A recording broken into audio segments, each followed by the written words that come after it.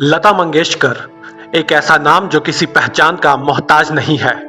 अपनी सुरीली आवाज से दिलों को छू जाने वाली लता मंगेशकर का आज निधन हो गया है। आइए जानते हैं लता दीदी की वो अनसुनी कहानी जो शायद ही आपने सुनी या कहीं पढ़ी होगी। लता मंगेशकर का जन्म 28 सितंबर 1929 को मध्य प्रदेश के इंदौर में हुआ था। इनके पिता दीनानाथ मंगेशकर प्रतिभाशाली शास्त्रीय गायक और थिएटर अभिनेता थे और मां शुद्धमती थी जो कि माई के नाम से भी जानी जाती थी। 1962 की बात है, एक फिल्म आई थी 20 साल बाद। 20 साल बाद के गाने को रिकॉर्ड करने से पहले लता जी बीमार हो गई थी। फिल्म के म्यूजिक डायरेक्टर हेमंत कुमार जी गीत रिकॉर्ड करने के लिए तैयार थे। सब कुछ रेडी हो गया था, लेकिन लता जी रिकॉर्डिंग के लिए नहीं आ पाई। दरअसल हुआ ये था, एक दिन जब लता जी सुबह सोकर उठी तो उनको ये लगा कि मेरी तबीयत कुछ ठीक नहीं है। पेट में दर्द था। उनको ये लगा थोड़ा आराम करके मेरी तबीयत ठीक हो जाएगी, लेकिन जैसे जैसे दिन बीत रहे थे वैसे वैसे हालत बिगड़ने लगी थी। अचानक उनको उल्टी होने लगी। डॉक्टर को घर पर बुलाया गया और जब डॉक्टर ने चेकअप किया तो डॉक्टर परेशान हो गए। फिर डॉक्टर ने कहा उनके परिवार वालों को कि इनको खाने में जहर दिया जा रहा है। आप अंदाजा लगा सकते हैं परिवार वालों की क्या हालात हो रही होगी। ये खबर सुनकर उनकी छोटी बहन आशा ने एक फैसला लिया कि उनके लिए कौवा खाना नहीं बनाएगा, वो खुद ही अपनी बड़ी बहन के लिए खाना बनाएंगी। लता जी को वापस ठीक होने में पूरे 3 महीने लगे थे। उनका घर पर ही इलाज हुआ था और उनके इलाज के दौरान उनके एक दोस्त ने बहुत साथ दिया और वो थे शायर और गीतकार मजहूर सुल्तानपुरी। मजहूर साहब रोज शाम 6 बजे के करीब उनके घर पहुंच जाते थे। घंटों तक उनको कविता सुनाते, शायरी सुनाते और गप्पे मारते थे। मजहूर साहब 3 महीने तक रोज आते और तब तक ये सिलसिला जारी रहा जब तक वो एकदम फिट नहीं हो गई। 3 महीने के बाद जो उन्होंने पहला गीत गाया वो था हेमंत कुमार जी की फिल्म 20 साल बाद और गाने के बोल थे कहीं दीप जले कहीं दिल। लेकिन लता दीदी का ये सफर इतना आसान नहीं था। एक सामान्य परिवार में जन्मी लता मंगेशकर दुनिया में शोहरत कमाएगी ये कभी किसी ने नहीं सोचा था। वह जब बहुत छोटी थी तभी उनके पिता का निधन हो गया और घर की जिम्मेदारी उन पर आ गई। छोटी बहनों को पढ़ाने के लिए उन्होंने खुद की पढ़ाई नहीं की। उन दिनों में घर की माली हालत ठीक नहीं होने के कारण उन्होंने स्कूल त्याग दिया और घर में ही पढ़ाई करने लगी। लता मंगेशकर अपने पिता के साथ मराठी संगीत नाटक में पहले से ही काम करती थी और 14 साल की उम्र में वह बड़े कार्यक्रमों और नाटकों में अभिनय करने लगी। 1942 में लता मंगेशकर के पिता का निधन हुआ और इसके 7 साल बाद ही जब घर की माली हालत सुधरनी शुरू हुई तो आशा भोसले ने प्रेम विवाह के लिए घर से बगावत कर दी। लता मंगेशकर अपनी छोटी बहन आशा के व्यवहार से काफी नाराज हुई और दोनों के बीच दूरियां बढ़ गई। आशा ने 1949 में गणपत राव भोसले से शादी कर ली। आशा के शादी कर लेने के बाद फिर से घर की सारी जिम्मेदारी लता मंगेशकर के कांधों पर आ गई। हालांकि उस वक्त तक लता मंगेशकर काफी प्रसिद्ध हो चुकी थी, जबकि आशा भोसले को लोग लता से कमतर आंकते थे।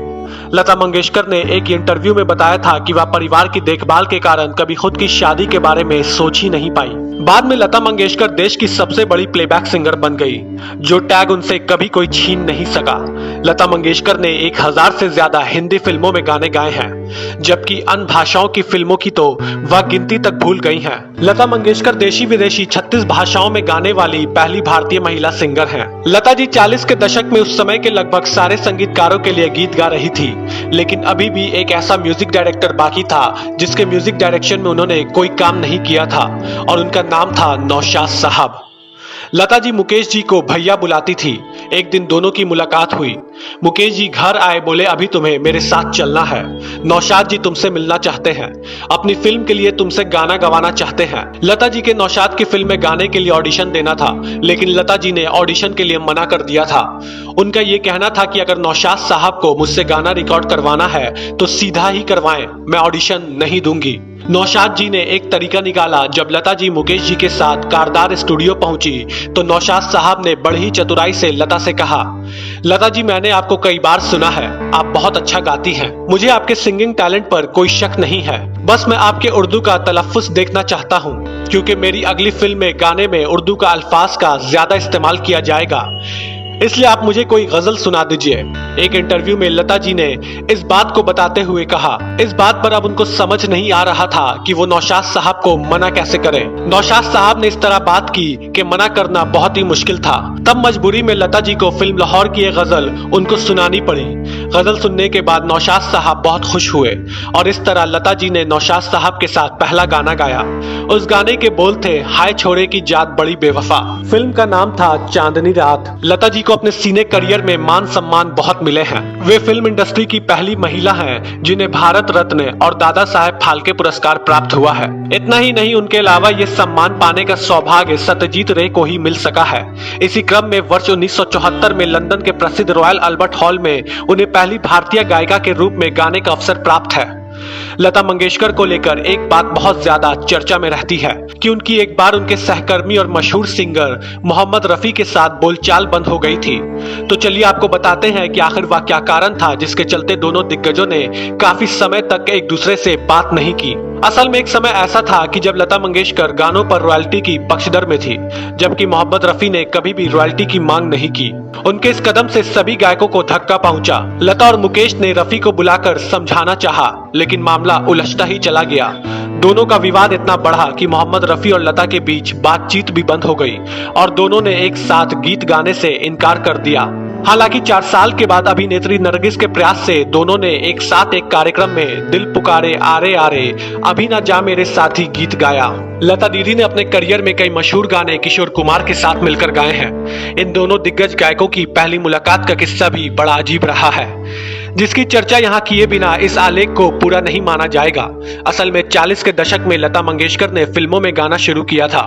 तब वो लोकल ट्रेन पकड़कर स्टूडियो पहुंचती थी। लता जी ने बताया, किशोर से मेरी मुलाकात उस समय हुई थी जब मैं संगीतकार खेमचंद प्रकाश जी के साथ काम कर रही थी। मैं ग्रांट रोड से मालाड तक ट्रेन से जाती थी। एक दिन किशोर दा महालक्ष्मी स्टेशन से लोकल ट्रेन में मेरे कंपार्टमेंट में चढ़े। मुझे लगा कि मैं इन्हें पहचानती तो हूँ, मगर कौन है?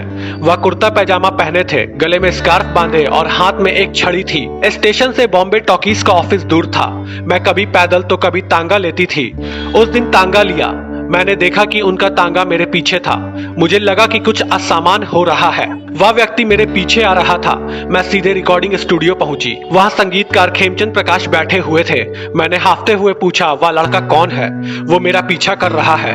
खेमचंद जी ने किशोर कुमार को देखा और हंसते हुए कहा कि ये किशोर कुमार है, अभिनेता अशोक कुमार के भाई। इसके बाद उन्होंने हम दोनों का परिचय करवाया। इसके बाद हमने अपना पहला युगल गाना फिल्म जिद्दी के लिए ये कौन आया रे करके 16 सिंगार रिकॉर्ड किया।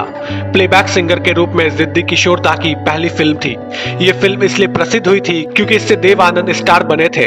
देव साहब के लिए किशोर कुमार ने बहुत सारी फिल्मों में गाना गाया था। लता मंगेशकर ने 36 भाषाओं में 30,000 गाने गाए हैं और अपने सुरीली आवाज के दम पर लोगों के दिलों में उतर गई।